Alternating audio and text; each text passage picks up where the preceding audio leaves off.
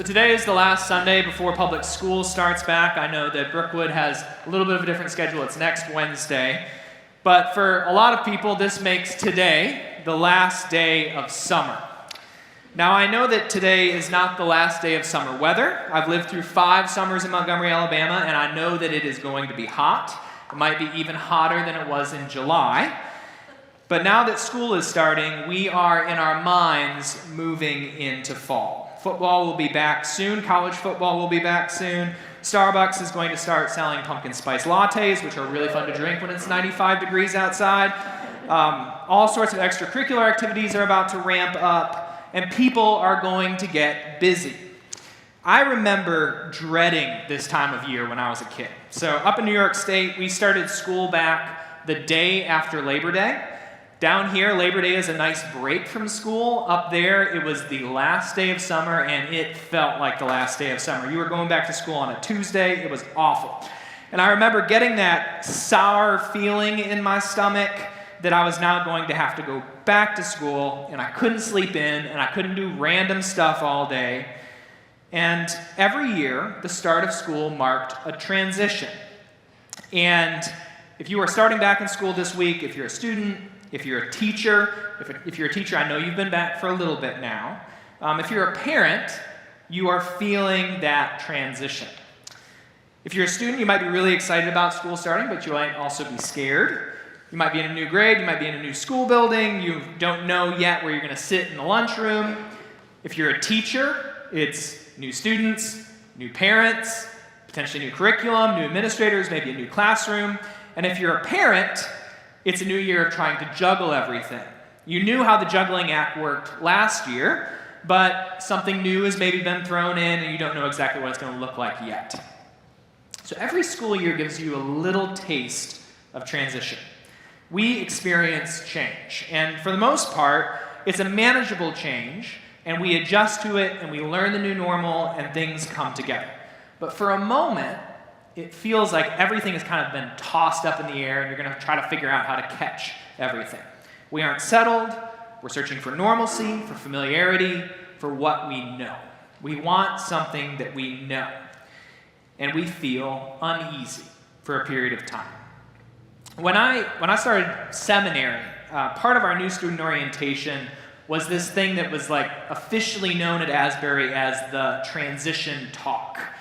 Now, if you imagine, we are a bunch of new seminary students. They're all gathered in a chapel. It's August. They're from all over the country, all over the world.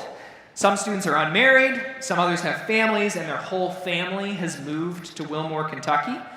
And they're all packed in this little chapel. And it's Kentucky in August. It's hot. Everyone's wearing those blue lanyards. And there's a sense of anxiety in the air.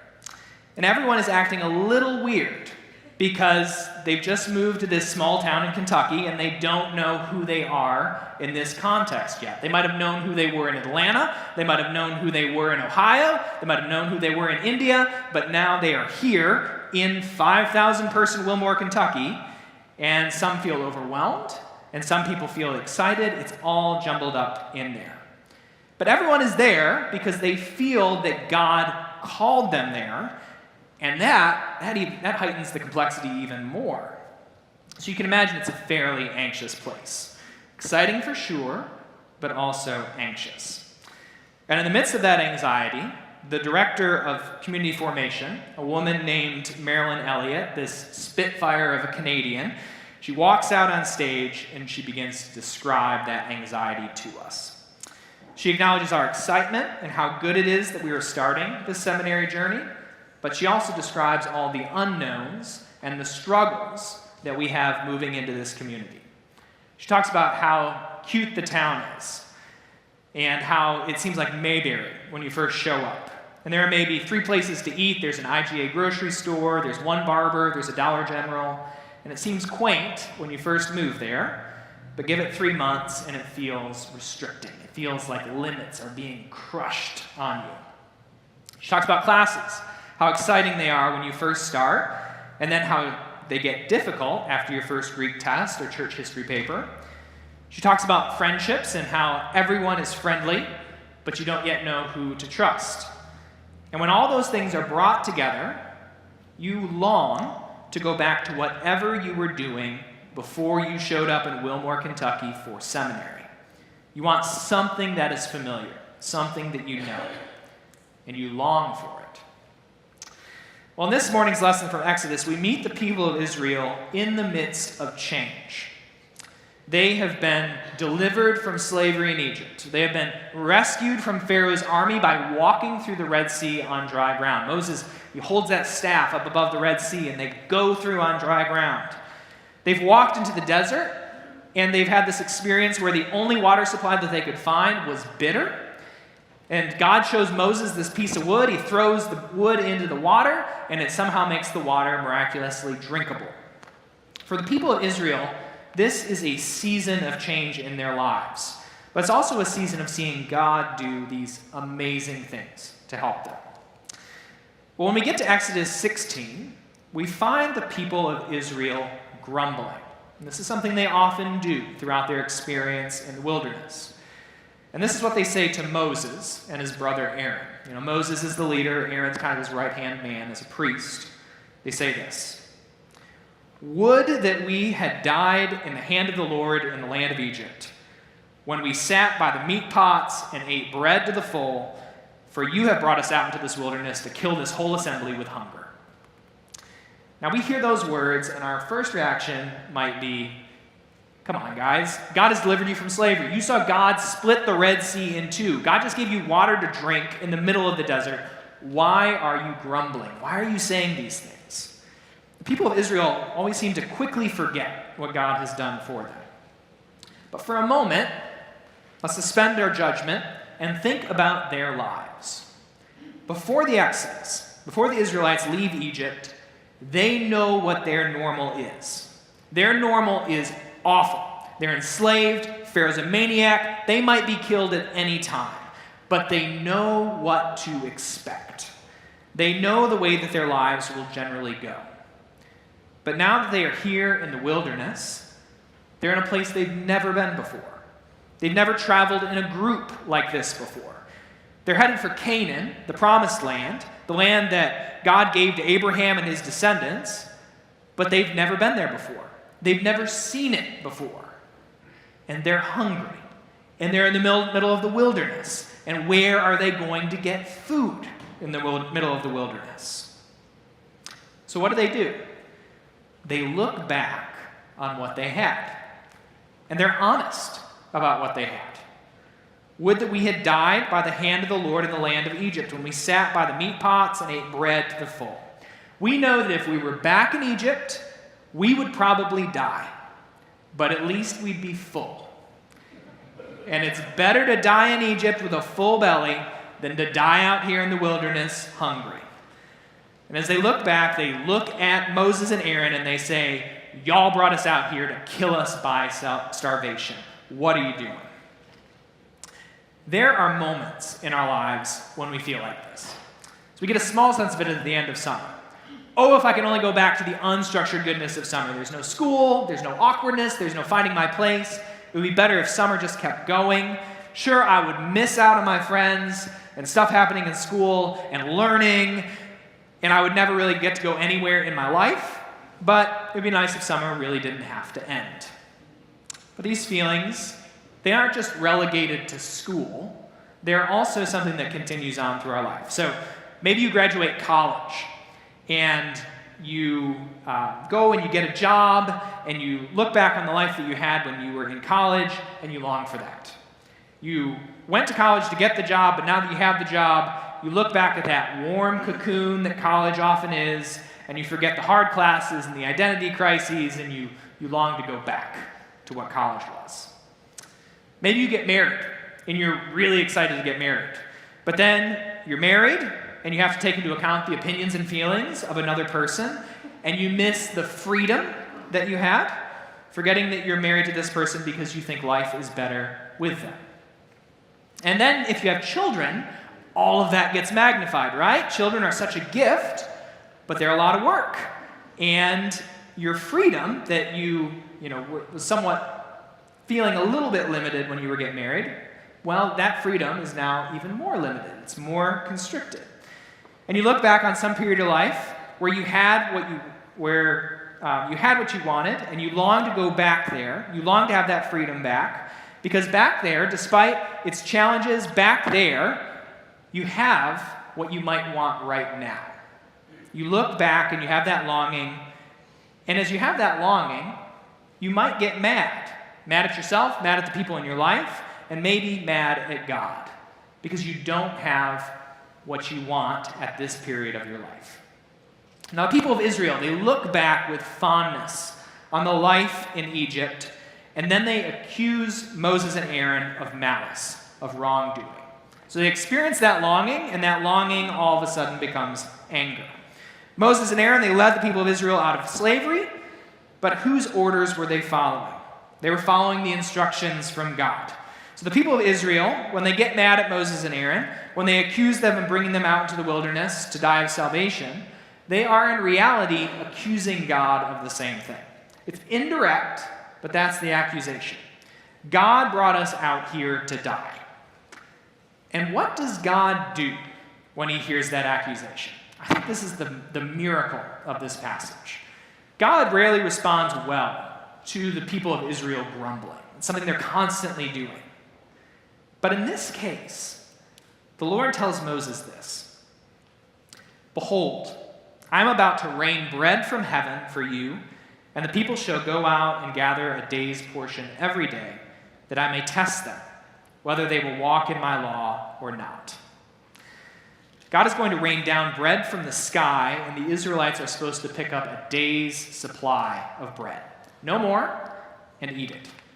They are called to trust God's provision for that particular day. We find out later that God will also provide quail in the evenings. It's a very Thomasville thing, so that the Israelites will have meat. God promises to provide for his people, even when the people are grumbling. That's the crazy thing. Grumbling against Moses and Aaron, and grumbling against God.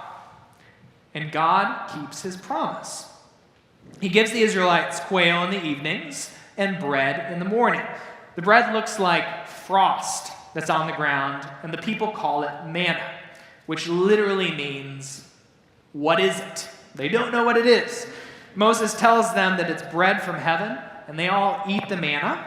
And God, as our psalm says, he spreads a table in the wilderness, and Israel eats. This passage is shot through with grace. The people of Israel accuse God of wrongdoing. They wag their fingers in the sky, and they say, "Why did you bring us out here to die?"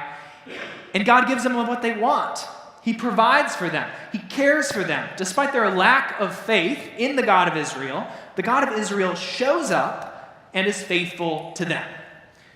In the midst of this significant change from slavery in Egypt to freedom in the Promised Land, God gives the people of Israel exactly what they need. And the same is true for us.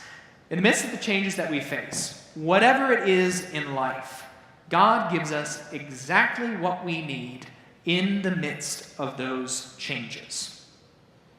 In our gospel passage, we hear Jesus say, "I am the bread of life. Whoever comes to me shall not hunger, and whoever believes in me shall never thirst." We hear those words and we immediately think about communion, right? We think about the Eucharist.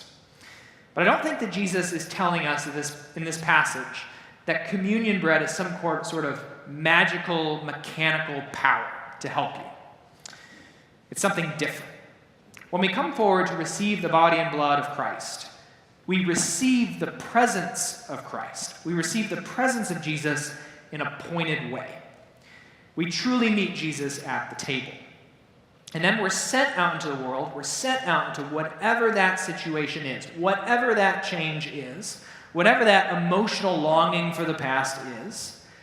And we're sent out with the promise that Jesus is with us through the work of the Holy Spirit. And wherever we go, Jesus is there with us. And if Jesus is with us, whatever the circumstance is, he will sustain us and he will provide for us. Now, we might not get what we think we need in a situation.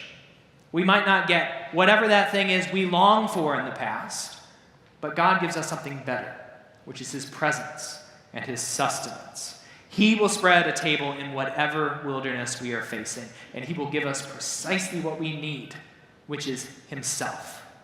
And we will encounter his grace and his mercy.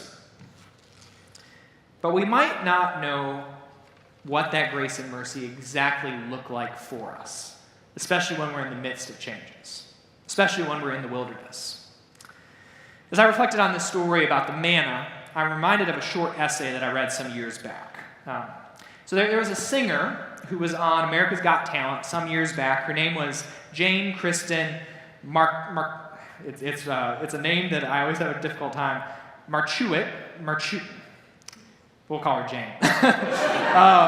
But she went by the stage name of Nightbird. Potentially because her name was hard to pronounce. But her name was Nightbird, and she was a Christian.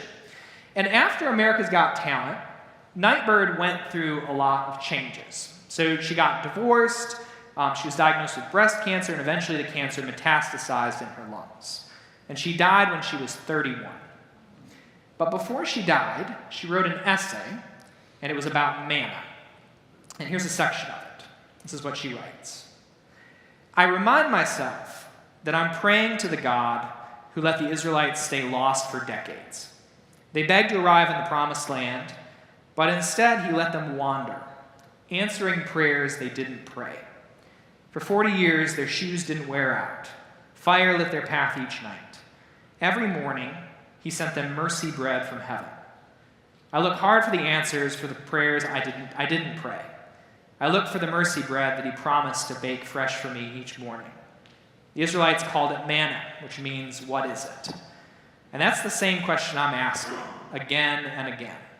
There's mercy here somewhere, but what is it? What is it? What is it? I see mercy in the dusty sunlight that outlines the trees, in my mother's crooked hands, in the blanket my friend left for me, in the harmony of the wind chimes. It's not the mercy that I asked for, but it is mercy nonetheless. And I learn a new prayer. Thank you. It's a prayer I don't mean yet, but will repeat until I do. I don't know what God's mercy looks like for you. I don't know what manna you need. You might not know what manna you need. I might not know what manna I need.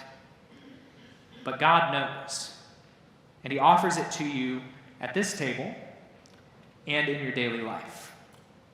So today we receive the grace of God, a grace that is sufficient for this day's needs, for tomorrow, and for the rest of our lives into eternal life. And what is it? I don't know fully what the grace of God is yet.